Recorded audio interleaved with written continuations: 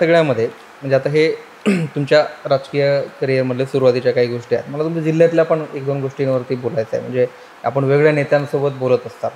तुमचं आणि रावसाहेब दानवेंचं नातं त्याचं डिकोड करणं खूप कठीण आहे. अप डाऊन कधी चांगलं असतं, कधी गळाभेट होते, कधी विरोधात असते. याचं का होतं नेमकं? विधानसभेला वेगळं, लोकसभेला वेगळं. हे बघा, रावसाहेब दानवे आणि आम्ही सोबतचेच. ते वयाने थोडेफार जास्त माझ्यापेक्षा, पण विधानसभेमध्ये आम्ही सोबत गेलो. आणि रावसाहेब दानवे खूप चांगला होता अगोदर. आमचं एवढं चांगलं होतं ना, रावसाहेब दानवेचं आमचं इतका चांगलं होतं, आमचं इतकं जुळायचं. आणि आमच्या संबंधामुळंच जिल्ह्यामध्ये एक हाती सत्ता आम्ही कधी बाहेर जाऊन गेलो नाही. हा माणूस बिघडला कुठे? हा माणूस पक्षाचा अध्यक्ष झाला. आम्हाला आनंद झाला की आपला मित्र अध्यक्ष झाला. आणि मग तिथून काहीतरी माणसाच्या मनामध्ये शिजायला लागलं. आणि त्यातून मग थोडीशी खटास ज्याला म्हणता येईल की ती आमच्या मनामध्ये निर्माण झाली, त्यांच्या मनात निर्माण झाली. आणि मग ते माघारी त्यांचं बोलणं थोडं वाढत गेलं. ते थोडं कानावर येत होतं. म्हणलं आपला मित्र आपल्याविषयी असं का बोलतो? त्यांना 2-3 वेळेस मी विचारलं, तू असं का बोलतो माझ्या विरोधामध्ये? तू असं का सांगतो? ते तुला कोणी काही सांगतो, तू काही भयकतो? आपलं आमचं बोलणं एकेरीच असतं दोघांचं. रावसाहेबचं माझं बोलणं दोघांचं एकेरीच आहे. असं काय म्हणजे आम्ही अरे तुरे एकमेकाला बोलू शकतो आणि बोलतोही बाहेर अरे तुरे एकमेक. मी विचार, तू असं का बघतो रे बाबा? तू तसं बघतो म्हणून मी असं बघतो.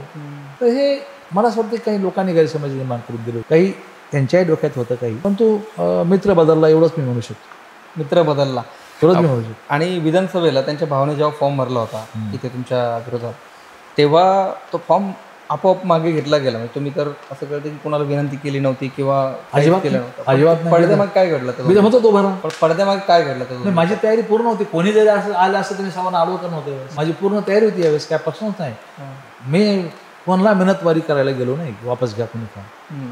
पण पडद्यामागे काहीतरी घडामोडी घडल्या असतील, त्या तर तुमच्यापर्यंत पोहोचल्या असतील. कदाचित त्यांना असं वाटलं असेल की हा भाऊ वर आल्यामुळं अजून खूप एक साईड निघून जाईल, त्यामुळे त्यांनी वापस घेतला फॉर्म. आणि या विधानसभेला किंवा इथून मागच्या बऱ्याच निवडणुका तुम्ही ज्यांच्या विरोधात लढत आला, तुमचे वर्गमित्र होते ते, आणि तुम्ही पुढे एकत्र म्हणजे राजकारणात एकत्र आणि शाळेत एकत्र होता. पण आता ते अडचण अशी की ते आता युतीत आले. आता कसं हे जमणार जिल्ह्यात? हो, जमलं. काय झालं नाही, त्यांना माझं काम करावं लागेल. त्यांना तुमचं काम करावं लागेल.